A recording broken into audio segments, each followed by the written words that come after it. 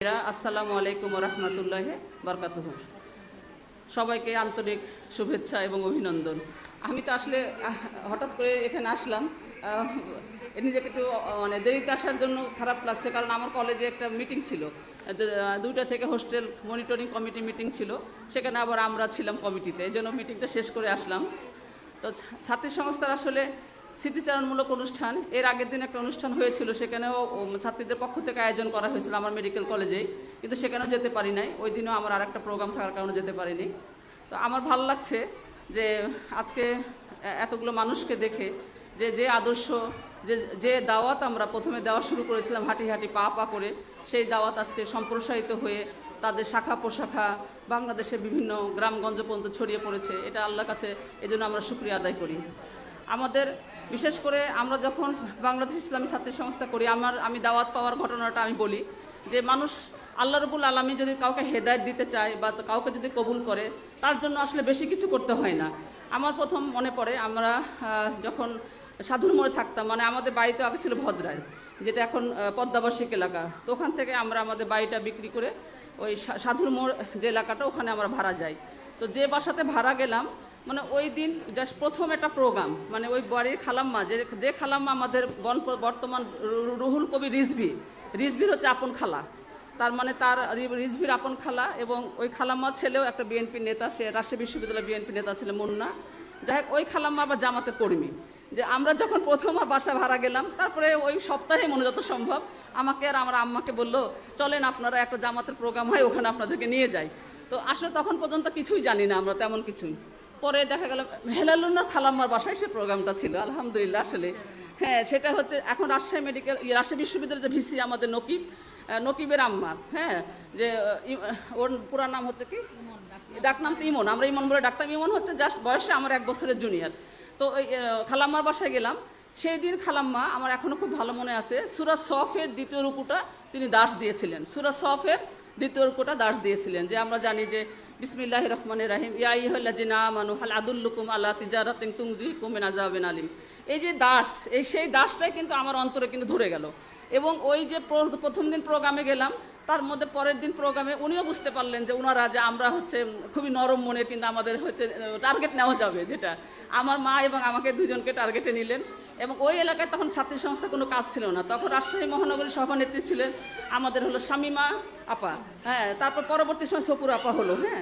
তো এখন হচ্ছে নাকি আগে সপুর আপা ছিল, ভুলে গেলাম একটু, মানে কম বেশি পরে সপুর আপা হলো। তো তখন এই ছোট ছোট কয়েকটা মাত্র ইউনিট ছিল আমাদের, যেমন রাফি আপা আছে, রাফি আপার উদ্যোগে ছিল তখন পাঠানপাড়াতে ইউনিট ছিল, তারপরে ওই সপুর আপা উপশহরের দিকে একটা ইউনিট ছিল, মানে কম, খুবই কম। তো তখন দেখা গেল যে খালাম্মা আমাকে জামাতের প্রথম রিপোর্ট বই দেয়, হেলালুনের খালাম্মা। আমি প্রথমে জামাত ইসলাম করি, তারপরে হলো ছাত্রী সংস্থা করি, হ্যাঁ। তো জামাতের রিপোর্ট বই দিল, তারপরে আমি সেখানে 3 মাস রিপোর্ট রাখার পর বাংলাদেশ জামাত ইসলামের কর্মী হলাম। আমি এবং আমার আম্মা একসঙ্গে কর্মী হলাম। হওয়ার পরে 3 মাস পরে তখন শামিমা আপাকে ডেকে, তখন আমাদের এলাকাতে ওই যে আমাদের যে হাসিনা খালাম্মা, তিনি মারা গেছেন, প্রাক্তন যে মহানগরী জামাতের সেক্রেটারি আবুল কালাম আজাদ ভাইয়ের ওয়াইফ, যে হাসিনা খালাম্মা, সেই হাসিনা খালাম্মার মেয়ে ছিল পপি। এই পপিদের দিয়ে আমাকে সভানেত্রী করে ওখানে প্রথমে একটা ইউনিট খুলে দিল। এই তো ছাত্রী সংস্থার জীবনের যাত্রা শুরু হলো। তখন দেখা গেল কি, মাশাআল্লাহ আলহামদুলিল্লাহ, যে ওই যে কর্মী হলাম, তারপরে ওই সময়গুলো আসলে একটা অন্যরকম টাইম গেছে। যারা পরবর্তী সময় ইসলামী আন্দোলন করেছে আর তখন যারা আমরা করেছি, এটার মধ্যে কিন্তু অনেক পার্থক্য। সেই সময় আমরা যদিও ছিলাম একটা ইউনিটের কর্মী, কিন্তু ওই সময় রাকসু নির্বাচন হয়েছে, রামেকসু নির্বাচন হয়েছে, এলাকা নির্বাচন হয়েছে, সংসদ নির্বাচন হয়েছে। আমরা প্রত্যেকটা বাড়িতে বাড়িতে দাওয়াত পৌঁছে দিয়েছি। আমাদের অ্যাক্টিভিটিটা এমন ছিল যে আমার এলাকার কোনো বাড়ি ছিল না যে বাড়িতে আমরা দাওয়াত পৌঁছে দিতে পারিনি। কিন্তু এখন হয়তো দাওয়াতি কাজটা অনেক কঠিন হয়ে গেছে। এবং আমরা স্কুলের টিচারদের, হেডমিস্টারদের কাছে চলে যেতাম। আমি পিএন স্কুলে, তা অগ্রণী স্কুলে, খাদিমুল স্কুলে, সাবিত্রীতে মনে যাওয়া হয়নি, তারপরে এদিকে হচ্ছে হেলেনাবাদ স্কুলে আমরা বড় বড় প্রোগ্রাম করতাম। যে তার মানে আমাদের প্রচেষ্টা ছিল, মানে সবসময় চিন্তা করতাম যে আজকে কি করা যায়, নতুন কিছু করা যায় কিনা, কার কাছে দাওয়াত পৌঁছাবো, কোথায় আমরা গেলে ভালো হবে। আমার খুব ভালো মনে আছে, একবার রোজার দিনে, আমার তো তখন ম্যাট্রিক পরীক্ষা দিয়েছি না, মানে দিব এই সময়তে, একটা রমজান আসলো, আমাদের ইফতার পার্টি। তো সেই সময়তে এমনি আমি খুব পাতলা সাতলা ছিলাম এমনি, তারপরে মাঝে মাঝে খুবই রোজা লাগতো। আমার ওই বিকালগুলোর কথা মনে পড়ে যে আমরা তারপরেও যে ইফতার পার্টি করবো, কালেকশন করতে হবে, সে কালেকশনের জন্য ওই রকম ক্ষুধার্ত, গলা শুকিয়ে গেছে, কথা বাড়াচ্ছে না, তারপরে মানুষের বাড়িতে বাড়িতে যে তখন তো টাকা দিয়ে 2-4 টাকা, 4 টাকা, 5 টাকা, 10 টাকা পর্যন্ত কালেকশন করতাম, করে দেখা যায় বড় ইফতারি, মাইক টাইক লাগাই একটা ইফতারির আয়োজন করা হয়েছে। আসলে সেই দিনগুলো মনে পড়ে যে আমরা এই সময়টা আমরা দিয়েছিলাম দেখে। আমাদের আরও বোনেরা আছে, বনি আপা, আমাদের শাহানা আপা, তারপরে যে সকিনা আপারা, এক সময় কিন্তু আমরা আলহামদুলিল্লাহ আমরা তখন আমাদের ময়দান ফাঁকা ছিল, মানে ওই রকম তো পুলিশের অত্যাচার ছিল না, আমাদের যদিও শত্রুতা ছিল, মানে আমাদের কিন্তু তখন পুলিশ মানে ওইভাবে অ্যাক্টিভিটি দেখায়নি, কিংবা ছাত্রীদের প্রতি তখন ওই রকম করে তারা নেগেটিভ অ্যাটিটিউড ছিল না, কিংবা তারা কখনো হয়তো মনে করতো না যে এটার সঙ্গে অন্য কোনো সংগঠনের সংযোগ আছে। আমরা আমাদের মতো কাজ করেছি। তো এই যে ছাত্রী সংস্থা, সেই দাওয়াত, এই দাওয়াতের ফলে আমি যেটা মনে করি যে আমার জীবনের যত কিছু অর্জন, এর জন্য এই সংগঠন বা এই আন্দোলন তার একটা বিশাল বিশাল ভূমিকা আছে আমি মনে করি। এজন্য আমি সবসময় আল্লাহর শুকরিয়া আদায় করি যে ইসলামী আন্দোলন যারা করেছে তারা কেউ লস করেনি। তারা যেমন দুনিয়ার জীবনে তাদেরকে আল্লাহ তাদের নিয়ামত আল্লাহ ঢেলে দিয়েছে, তেমনি তারা আখেরাতেও সফল হবে, এটাই আমরা বিশ্বাস করি। কারণ এই বিশ্বাসটা সামনে রেখে কিন্তু আমাদের পথ চলা। আমরা যে এত কষ্ট করেছি, এক সময় করেছি, এখনও করে যাচ্ছি, এখনও ছুটে যাই যেখানে দিনের আন্দোলনে কথা হয়, যেখানে দাওয়াত পায়, যেখানে সুযোগ থাকে মানুষকে দাওয়াত দিচ্ছি। এটার কিন্তু টার্গেটই হচ্ছে আমাদের আখেরাত। যদি আমাদের আখেরাত বরবাদ হয়ে যায় তাহলে কিন্তু এটা আমরা মেনে নিব না। তাহলে আমাদের নিশ্চয়ই সেই বিশ্বাসটুকু আছে যে যে কাজটা আমরা করছি এটা মানুষকে ধোঁকা দেওয়ার জন্য নয়, মানুষের কাছ থেকে আমাদের কোনো স্বার্থ উদ্ধারের জন্য নয়, দুনিয়ার কোনো স্বার্থ উদ্ধারের জন্য নয়, আমরা বরঞ্চ পরকালে মুক্তির জন্য, পরকালে একটা সুন্দর যেন ঠিকানা আমাদের হয়, এই ইচ্ছাকে সামনে রেখে কিন্তু আমরা আমাদের পথ চলা, বাংলাদেশ ইসলামী ছাত্রী সংস্থা পথ চলা। কারণ ছাত্রী জীবনে যদি এই নৈতিক এই নির্দেশনটা না পেতাম বা দিক নির্দেশনা না পেতাম, হয়তো আমরা ডাক্তার হতে পারতাম হয়তো, কিন্তু জানি না এত বড় ডাক্তার হতে পারতাম কিনা বা এত বড় পজিশন আসতে পারতাম কিনা। কেন আমি যখন আমার মনে আছে যে আমি একসঙ্গে এত কাজ করতাম, আমার বান্ধবী আমার পাশে আছে ডাক্তার মণি, ও বলতো যে ফাতেমা তো কখনো একটা কাজ করে না, ও একটার সঙ্গে 2-3টা কাজ করে, মানে এত কাজ করতাম। আসলে এখন আমি সব মিলাতে পারি না যে আসলে এই কাজগুলো আমি কিভাবে করেছি, তখন কিভাবে হয়েছে। তখন মনে হচ্ছে এই যে আল্লাহর যে রহমত, দিনের পথে চললে যে আল্লাহর রহমত পাওয়া যায়, সেই রহমতে হয়তো এত কাজ আমি সম্পন্ন করতে পেরেছি। তো আমরা যারা দিনের সাথে আছি কখনো হীনমন্যতায় ভুগবো না, কখনো মনে করবো না আমরা ভুল পথে আছি। যদি আজকে আমরা ভুল পথে থাকতাম, বাংলাদেশ ইসলামী ছাত্রী সংস্থা বা আদার্স যারা বা আমরা যারা অনেকে আছি যারা পরবর্তী বাংলাদেশ জামাত ইসলামীতে যোগদান করেছি, আমরা যদি ভুল পথে থাকতাম তাহলে আমরা জীবন দিতে পারতাম না এই আন্দোলনের জন্য, আমরা সময় শ্রম দিতে পারতাম না। যখন আমি জেলখানাতে ছিলাম অনেক দিন, আপনারা সবাই জানেন যে 77 দিন জেলখানায় ছিলাম, কিন্তু কখনোই মনে হয়নি যে হয়তো আমার জীবনের সিদ্ধান্তটা ভুল ছিল দেখে আজকে আমাকে জেলখানায় আসতে হলো। সবসময় মনে হয়েছে যে আমি সঠিক পথে ইনশাল্লাহ আছি। এটাই হলো মেসেজ সবার কাছে। আমার মেসেজ হচ্ছে যারা ইসলামী আন্দোলন করি অনেক কথা বলবে, এখন তো মিডিয়াতে গেলে, ফেসবুকে গেলেই খালি উল্টা পাল্টা কথাবার্তা, নেগেটিভ কথাবার্তা, কিন্তু একটা কথা মনে রাখবেন যে যারা দিনের সঠিক পথে থাকবে তাদের উপরে বাধা আসবে। আজকে যার সম্মান আছে তার সম্মান হানির চেষ্টা করবে, যার ইজ্জত আছে তাকে টেনে নামার চেষ্টা করবে, কিন্তু যার সম্মান নাই, যার ইজ্জত নাই, তার পিছে কেউ যাবে না। তার মানে আমাদের পিছে লোক লাগছে, মানে আমরা সঠিক ট্র্যাকে আছি ইনশাআল্লাহ। তাহলে আমাদের কবুল করুক, আমাদের বাংলাদেশ ইসলামী ছাত্রী সংস্থার কাজকে অগ্রগতি দান করুক আল্লাহ রাব্বুল আলামিন। আমি আসলে অপ্রস্তুতভাবে কি বললাম না বললাম, ভুল ভালো হলে মাফ করে দিন। আমার অনেক ভালো লাগছে যে এই প্রোগ্রামটাতে আসতে পেরে। আমি সবার শুভকামনা করছি, আমার সবাইকে আল্লাহ দীর্ঘজীবী করুক, সবাইকে আল্লাহ মাফ করে দিক। ও খেরদান আলহামদুলিল্লাহ রাব্বিল আলামিন। আসসালামু আলাইকুম ওয়া রাহমাতুল্লাহি ওয়া বারাকাতুহু। অনেক অনেক ধন্যবাদ মোতালিমাকে তার বক্তব্যে। আসলে নিজের জীবনে কিছু এই পর্যায়ে আমাদের আজকের আয়োজনের প্রধান অতিথির বক্তব্য রাখছেন মোহতারামা শাহনারা বেগম, প্রাক্তন সভানেত্রী, রাজশাহী বিশ্ববিদ্যালয় প্রতিষ্ঠাতা সভানেত্রী, রাজশাহী বিশ্ববিদ্যালয়, বাংলাদেশ ইসলামী ছাত্রী সংস্থা, কেন্দ্রীয় সদস্য, বাংলাদেশ জামাতে ইসলাম। আলহামদুলিল্লাহ নাহমাদুহু ওয়া নাস্তাঈনুহু ওয়া নাস্তাগফিরুহু ওয়া নাউযু বিল্লাহি মিন শুরুরি আনফুসিনা ওয়া মিন সাইয়্যাতি আ'মালিনা মান ইয়াহদিহিল্লাহু ফালা মুদিল্লা লাহু ওয়া মান ইউদ্লিলহু ফালা হাদিয়া লাহু ওয়া নাশহাদু আল লা ইলাহা ইল্লাল্লাহু ওয়া নাশহাদু আন্না মুহাম্মাদান আবদুহু ওয়া রাসূলুহু ওয়া সাল্লাল্লাহু আলাইহি ওয়া আলা আলিহি ওয়া আসহাবিহি আজমাইন। বিরহমাতিকা ইয়া আরহামার রাহিমিন। বাংলাদেশ জামাত ইসলামী রাজশাহী মহানগরী কর্তৃক আয়োজিত বাংলাদেশ ইসলামী ছাত্রী সংস্থা রাজশাহী মহানগরী এবং বিশ্ববিদ্যালয় এদের প্রতিষ্ঠাবার্ষিকী উপলক্ষে আজকের এই মহতী অনুষ্ঠানে সম্মানিত সভানেত্রী, আমার বিভিন্ন পর্যায়ের দায়িত্বশীল বোনেরা, রাজশাহী অঞ্চলের আমাদের সম্মানিত পরিচালিকা শাবনীনা শারমিন বনিয়াপা, রাজশাহী মহানগরীর জামাত ইসলামীর সেক্রেটারি শাহিনা খাতুন, সহকারী সেক্রেটারি সখিনা খাতুন এবং অন্যান্য কর্মপরিষদ বোনেরা, এবং আমার সামনে উপস্থিত আমার প্রাণপ্রিয় প্রাক্তন এবং আজকে যারা ছাত্রী সংস্থা করছো সবাইকে জানাচ্ছি আল্লাহ রসুলের ভাষায় সম্ভাষণ, আসসালামু আলাইকুম ওয়া রাহমাতুল্লাহি ওয়া বারাকাতুহু। আল্লাহ রাব্বুল আলামিনের অশেষ মেহেরবানি, আজকে উন্মুক্ত এক পরিবেশে আল্লাহ পাক আমাদের কথা বলার তৌফিক দিয়েছেন। এই সম্পূর্ণ কৃতিত্ব কিন্তু আল্লাহ পাক এই যারা তরুণ তাদের, বুড়াদের দিয়ে এটা হয়নি, হয়েছে তরুণদের দিয়ে এই পরিবর্তনটা এসেছে। আল্লাহ রাব্বুল আলামিন সব তরুণকে, বৃদ্ধ, কৃষক, শ্রমিক সবাই যখন একসাথে হয়েছে, কোনো ভেদাভেদ যখন ছিল না, আল্লাহ রাব্বুল আলামিন ভেদাভেদ পছন্দও করেন না। যখন এই সমাজটাকে সুন্দর করার জন্য এমন একটা অনৈতিক পরিবেশ, এমন একটি জগদ্দল পাথর আমাদের উপরে চেপেছিল যে আমরা কোনো কথা বলতে পারতাম না, ভালো কোনো কথা বলার অধিকার কারো ছিল না, নির্দেশ মানা ছাড়া আর ভালো কোনো কথা বলার অধিকার কেড়ে নেওয়া হয়েছিল।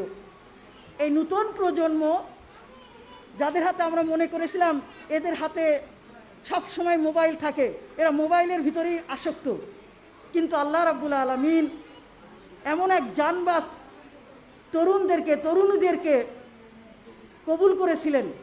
তাদের জীবনের শাহাদাতে অনেকে শাহাদাত বরণ করেছেন, অনেকে পঙ্গু হয়েছেন, অনেকে এখনো কাতরাচ্ছেন।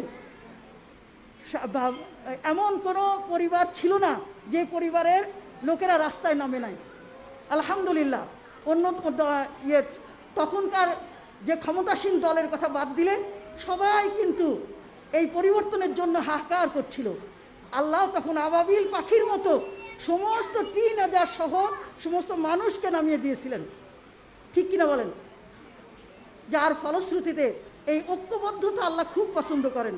ওয়াতাসিমু বিহাবলিল্লাহি জামিআন ওয়া লা তাফাররাকু, তোমরা সংঘবদ্ধভাবে আল্লাহর রজ্জুকে আঁকড়ে ধরো এবং তার থেকে বিচ্ছিন্ন হও না। এই যখন সবাই এই জগদ্দল পাথর ফেরাউনের একটা রূপ আমরা দেখছি, একে সরানোর জন্য যখন একসাথে হয়ে গেল, আল্লাহ রাব্বুল আলামিন তখন আমাদের জন্য মুক্তির সুবাতাস এনে দিলেন। আলহামদুলিল্লাহ। এই জন্য আজকে যারা, আমি সেই শহীদদের শাহাদাত কবুলের জন্য আল্লাহর কাছে প্রার্থনা করছি। যারা পঙ্গুত্ব বরণ করেছে তাদের সুস্বাস্থ্য কামনা করছি, সাবলীল জীবন কামনা করছি। আমরা সবাই যেন তাদের পাশে থাকতে পারি, সহযোগিতা করতে পারি, এটা যেন আমরা আল্লাহ পাক আমাদের এই অবস্থাটা যেন কবুল করেন। আর আমাদের চোখে আঙ্গুল দিয়ে দেখিয়ে দিয়ে গেল যে সংঘবদ্ধ থাকলে গোটা জাতিকে সঠিক পথে পরিচালনা করা যায়। কিন্তু বাংলাদেশের আকাশে আবার শকুনের হাতছানি, আবার এই ঐক্যবদ্ধ ভেঙে খান খান করে দেওয়ার জন্য চারিদিকে ষড়যন্ত্র চলছে। আর এই ষড়যন্ত্র মোকাবেলা করতে হবে তোমাদেরকেই। আমরা যারা বুড়া হয়ে গেছি তাদের দিন এতটুকুই যে আমরা তোমাদেরকে শক্তি সামর্থ্য যোগাবো, সব দিক দিয়ে তোমাদের সাপোর্ট করতে পারবো, কিন্তু তোমাদের শক্তির মতো কি আমাদের শক্তি হবে? হবে বলো? হবে না। সেই জন্য বাংলাদেশ ইসলামী ছাত্রী সংস্থাকেই এই হাল ধরতে হবে। বাংলাদেশ ইসলামী ছাত্রী সংস্থা সেই প্রতিষ্ঠান যে প্রতিষ্ঠান থেকে আগামী লোক গড়ার কারিগর বের হয়ে আসবে। বাংলাদেশ ইসলামী ছাত্রী সংস্থা সেই প্রতিষ্ঠান যে নৈতিকতার ভিত্তিতে এমন একটা পরিবার গড়বে, প্রত্যেক পরিবারের থেকে যে সদস্য বের হবে তারা এক একজন মুসলিম নারী হিসাবে, মুসলিম যুবক হিসেবে, মুজাহিদ হিসেবে আল্লাহ দিনের জন্য নিজেদের জান কোরবান করার জন্য তৈরি থেকে যাবে। এক একটা সেই আসমা রাদিয়াল্লাহু আনহুর মধ্যে হতে হবে, যে জুবাইর রাদিয়াল্লাহু আনহুকে তিনি পাঠাই দিলেন, কিন্তু কিছুক্ষণ পর আবার মায়ের সাথে দেখা করার জন্য ফিরে আসছেন। কিন্তু মা কি বললেন? মা বললেন যে তোমাকে তুমি শাহাদাতের জন্য রণাঙ্গনে পাঠিয়েছি, তুমি কেন আসছো? এরকম মা তৈরির এক একজনকে হতে হবে, এরকম মা তৈরি করতে হবে, এরকম ছেলে তৈরি করতে হবে। আর আমরা সবাই জানি এই দুনিয়াতে আমরা থাকতে আসি নাই, থাকতে আসছি। কতদিন থাকবো? 80 পরে তো সব অথর্ব, এগুলো দিয়ে দোয়া হতে পারে কিন্তু কোনো কাজ হতে পারে না। সেই জন্য বাংলাদেশ ইসলামী ছাত্রী সংস্থা সেই প্রতিষ্ঠান, যে প্রতিষ্ঠানের মাধ্যমে আগামী ভবিষ্যৎ নাগরিক তৈরি হবে। আমাকে কথা দিতে হবে, এতক্ষণ পর্যন্ত যে কথাগুলো বলা হলো, কেন ছাত্রী সংস্থা প্রতিষ্ঠা করা হলো, 78 সালে কেন ছাত্রী সংস্থা প্রতিষ্ঠা করা হলো। আমি তখন ক্লাস 9-10-এর ছাত্রী। তখন আমি পাবনা সরকারি কলেজে পড়তাম। এক সুন্দরী মেয়ে, তা যদি কারোর পছন্দ হয়েছে রক্ষী বাহিনী অথবা মুজিব বাহিনীর, আমাদের হেডমিস্ট্রেসের কোনো ক্ষমতা ছিল না যে তাকে প্রোটেক্ট করে। আমি একটা উদাহরণ বললাম, আমাদের চোখের সামনে থেকে তাকে তুলে নিয়ে চলে যাওয়া হয়, কিচ্ছু করার ছিল না। এমন এক অরাজক পরিস্থিতিতে বাংলাদেশ ইসলামী ছাত্রী সংস্থা ঘুরে দাঁড়াবার জন্য, জাতিকে গঠন করার জন্য, সেই মা তৈরি করার জন্য প্রত্যেকটা সেক্টরে মহিলা অঙ্গনে যাতে তারা শিক্ষা প্রতিষ্ঠান হোক, মেডিকেল কলেজ হোক। আমরা দাবি করলেই তো হবে না যে একটা আলাদা মেডিকেল কলেজ হোক, আলাদা বিশ্ববিদ্যালয় হোক। দাবি করলেই কি এটা বাস্তব? আমরা চাই আলাদা মেডিকেল কলেজ, আলাদা বিশ্ববিদ্যালয় হতে হলে সেই আলাদা মেডিকেল কলেজ এবং বিশ্ববিদ্যালয়ের জন্য আলাদা নাগরিক তৈরি করতে হবে। আর জনবল লাগবে। আর সেই জনবল, সেটা কি যদি আলাদা চাই আমরা নারীদের শিক্ষা প্রতিষ্ঠান, তাহলে কি পুরুষদের আগে আসতে হবে না নারীদের আগে আসতে হবে? কি বলেন আপনারা? জোরে শুনতে চাই আমি। নারীদের আগে আসতে হবে। বাংলাদেশে সমান সংখ্যক হয়ে যাচ্ছে আজকে পুরুষ এবং নারী। নারীদেরকে বাদ দিয়ে কোনো প্রতিষ্ঠান ভালো হতে পারে না, যোগ্য প্রতিষ্ঠান গড়ে তোলা সম্ভবপর নয়। এই জন্য সহশিক্ষা হারাম এ কথা জেনেও আমরা সহশিক্ষা করছি। কেন করছি? আমাদের নিয়ত হচ্ছে আমরা আলাদা বিশ্ববিদ্যালয় করতে চাই, আমরা আলাদা মেডিকেল কলেজ করতে চাই, আমরা আলাদা প্রতিষ্ঠান করতে চাই, আমরা ব্যবসা করতে চাই, আলাদা উদ্যোক্তা হয়ে, মহিলা উদ্যোক্তা হয়ে ব্যবসা করতে চাই। আল্লাহ রসুল তো ব্যবসা করতে নিষেধ করেনি, করেছে কি না? এই জন্য প্রত্যেকটা সেক্টরে আমাদেরকে সেই জনবল গড়ে তুলতে হবে। এবং এই জনবল গড়ে তোলার জন্য যে জিনিসগুলো আমাদের দরকার সেটা হলো আল্লাহর প্রতি ঈমান। আজকে গোটা বিশ্বকে আমরা যদি দেখি, বিশাল আকাশ, সুবিন্যস্ত এই পৃথিবী, জমিন, এইগুলো কোনো কি আল্লাহ রাব্বুল আলামিন, আমরা যেদিকেই তাকাই সেদিকে কোনো ত্রুটি আছে কোনো ত্রুটি? কেন নেই? এগুলো সব চলছে খোদার বিধান অনুযায়ী। মানুষকে সমস্ত সৃষ্টির শ্রেষ্ঠ করে পাঠানো হয়েছে। এখন বলেন তো, যার মর্যাদা বেশি তার দায়িত্ব বেশি কিনা? সবাইকে বলতে হবে যার মর্যাদা বেশি তার দায়িত্ব বেশি কিনা। তাহলে যার দায়িত্ব বেশি, সেই দায়িত্ব পালনের জন্য কি জেনতেন প্রকারের চেষ্টা করলে চলবে না? সবচাইতে ভালো চেষ্টা করতে হবে। এই জন্য আল্লাহ রাব্বুল আলামিন আমাদেরকে বলছেন, নারী পুরুষ নির্বিশেষে ডেকে বলছেন, আউযু বিল্লাহি মিনাশ শাইতানির রাজিম, কুনতুম খায়রা উম্মাতুন উখরিজাত লিন-নাস তা'মুরুনা বিল মা'রুফ ওয়া তানহাউনা আনিল মুনকার ওয়া তু'মিনুনা বিল্লাহ। তোমরা শ্রেষ্ঠ জাতি, যারা ঈমান আনছে আল্লাহর প্রতি। এগুলো দেখে যারা ঈমান আনছে, যে গোটা বিশ্বে চারিদিকে হিন্দু, বৌদ্ধ, মুসলিম সব একসাথে সূর্যের আলো পাচ্ছে, পানি পাচ্ছে, অক্সিজেন পাচ্ছে, আল্লাহ কি কোনো ভেদাভেদ করছেন? না। কিন্তু আল্লাহ রাব্বুল আলামিনকে এগুলো দেখে যার প্রাণ নেচে ওঠে না, এগুলো দেখে যে আল্লাহকে চিনতে পারে না, আসলেই সে বোকা। এই জন্য এই বোকার থেকে বুদ্ধিমান হতে হলে আল্লাহকে চিনে নিতে হবে। যিনি আমাদের সৃষ্টি করেছেন তাকে চিনে নিতে হবে। যিনি আমাদেরকে সর্বশ্রেষ্ঠ মর্যাদা দিয়েছেন তাকে চিনে নিতে হবে। যত আমরা চিনব তত আমরা নিজেদের বৈশিষ্ট্য, যে মর্যাদা আমরা পেয়েছি, এই মর্যাদার বুঝতে পারবো, মূল্যটা বুঝতে পারবো। আর তখনই আমরা দায়িত্ব পালন করতে পারবো। এই জন্য আল্লাহর প্রতি ঈমান, আল্লাহ রাব্বুল আলামিন যেগুলো ভালো কাজ আমাদের করতে বলেছেন, আমলে সালে, যেগুলো মন্দ কাজ আমাদের নিষেধ করেছেন তার থেকে বিরত থাকা, ভালো কাজগুলো করে যাওয়া। নিজে নিজে ভালো কাজ এবং মন্দ কাজ থেকে বিরত রাখলেও আমরা রেহাই পাবো না। রেহাই পাবো? আল্লাহ রাব্বুল আলামিন বলছেন ওয়াল আসর, জীবনের শপথ, সময়ের শপথ। সময়টাই জীবন নাকি? আমাদের সময়টাই জীবন না? এই সময়টাই আল্লাহ রাব্বুল আলামিনের কসম খাওয়ার দরকারটা কি? কেন তিনি কসম খাবেন? আল্লাহর কসমের কোনো দরকার আছে? আমরা কেন কসম খাই? আমরা কথাটার গুরুত্ব বোঝানোর জন্য কসম খাই। এখন আল্লাহ যখন কসম খাচ্ছে তখন বুঝতে হবে কান খাড়া করে কেন আমাদের এই কসমটা খাওয়া হচ্ছে। আল্লাহ বলছেন ওয়াল আসর ইন্নাল ইনসানা লাফি খুসর, সমস্ত মানুষ ধ্বংসের মুখে, তারা বেঁচে যাবে। কান খাড়া করে শুনতে হবে, তারা বেঁচে যাবে। কে বলছে? আল্লাহ। ইল্লাল্লাযীনা আমানু ওয়া আমিলুস সালিহাত, যারা ঈমান আনছে এবং আমলে সালেহ করেছে, এই দুটো করলেও বাঁচার পথ নাই। কান খাড়া করে শোনেন। সালাত, নামাজ, রোজা, হজ, যাকাত আব্দুল্লাহ বিন উবাইও করেছে। করেছে কিনা বলেন? আব্দুল্লাহ বিন উবাইও করেছে, কিন্তু সে জাহান্নামী। কেন? সে মুনাফিক। আল্লাহ রাসূলের হুকুম মানেনি, আল্লাহর হুকুম মানেনি। কয়টা মানেনি? একটা। আল্লাহ রাসূলের সাথে নামাজ আদায় করেছে, করেছে কিনা?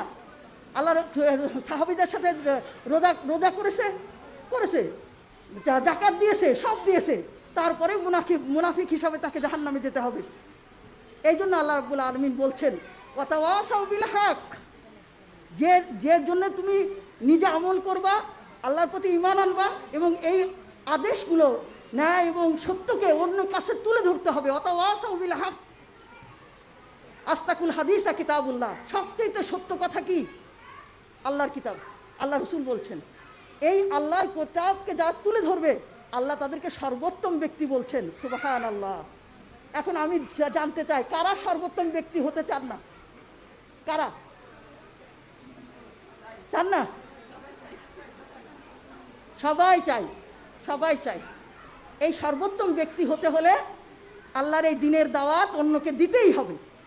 যদি আমরা এই কাজ না করি, নামাজ, রোজা, তাসবিহ, তাহলিল সহ আল্লাহ রাব্বুল আলামিন রাসূল সাল্লাল্লাহু আলাইহি ওয়াসাল্লামের মাধ্যমে আমাদের জানাই দিচ্ছেন যে তোমরা চাইলেও আমি দিব না যদি ওয়াতাওয়াসাউ হক করে কাজ না করো। ওয়াতাওয়াসাউ বিস সাবর। কিন্তু এই কাজ করতে যে আমি আপনি ফুলের মালা পাবো? নবী রাসূলরা পেয়েছিলেন। তারা শ্রেষ্ঠ মানুষ, পৃথিবীর সর্বশ্রেষ্ঠ মানুষ হচ্ছে নবী রাসূলরা। আমাদের রাসূল করিম সাল্লাল্লাহু আলাইহি সাল্লাম তিনি উটের নাড়ি ভুঁড়ি পেয়েছিলেন, পচা নাড়ি ভুঁড়ি পেয়েছিলেন। রশি দিয়ে তার চাদর দিয়ে তার গলা পেঁচায়ে ইয়ে করা হয়েছিল, মেরে ফেলে দিতে চেয়েছিল। তার বাসায় ময়লা আবর্জনা ফেলেছিল, রাস্তায় বের হলে টিটকারি দিত। এগুলো পেয়েছিলেন কিনা বলেন? পেয়েছিলেন। কিন্তু কি করেছেন? ওয়াতাওয়াসাউ বিস সাবর, ধৈর্য ধরেছেন। এ সব কিছু কাউকে বলেননি আল্লাহ ও আমার সাথে এরকম করছে, আল্লাহর উপর গজব দাও। না না বোনেরা, তা বলেনি। কাজেই বাংলাদেশ ইসলামী ছাত্রী সংস্থাকে বুঝতে হবে বিনয়, ভালোবাসা, কাছে ডেকে নেওয়ার জন্য সর্বোত্তম চরিত্রের মাধ্যমে আমাদের এই পথভোলা ছাত্রীদেরকে আবার এই পথে আনতে হবে।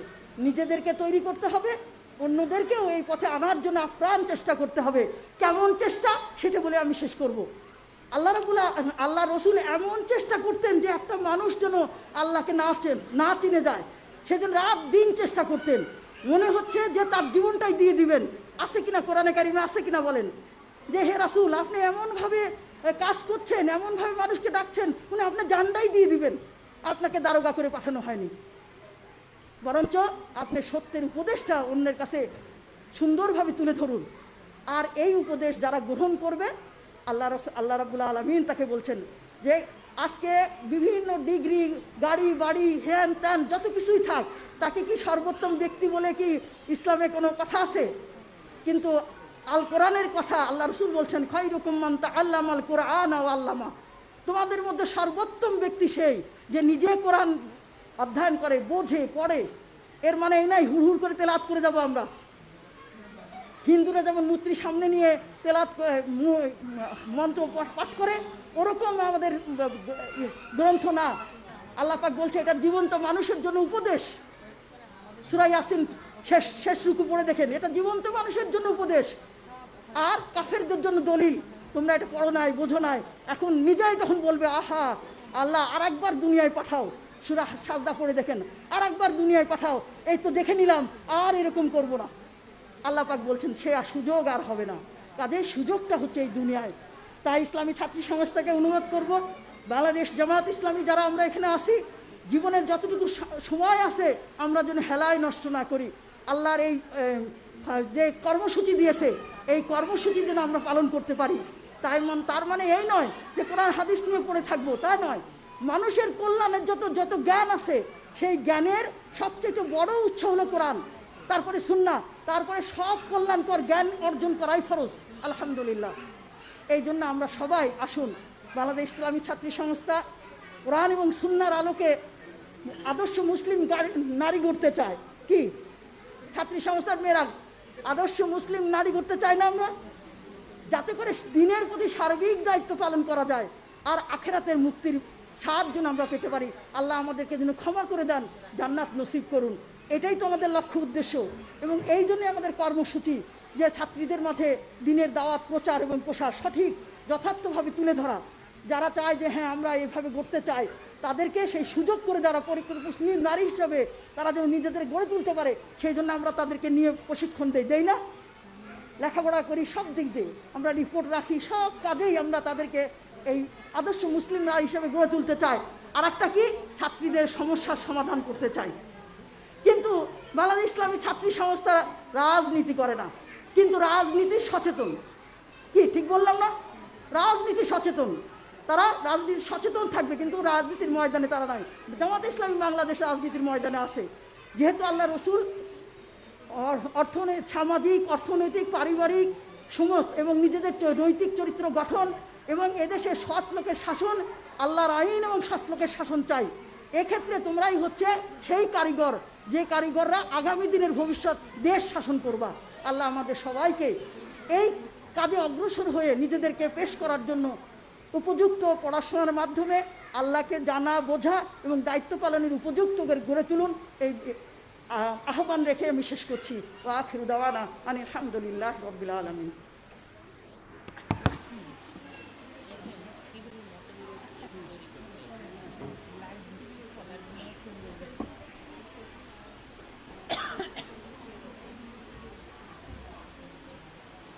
জাযাকাল্লাহু মোহতারামাকে তার বক্তব্যের মাধ্যমে আমাদের ব্যক্তিগত জীবন এবং সাংগঠনিক জীবনে আমাদের কলেজের কিছু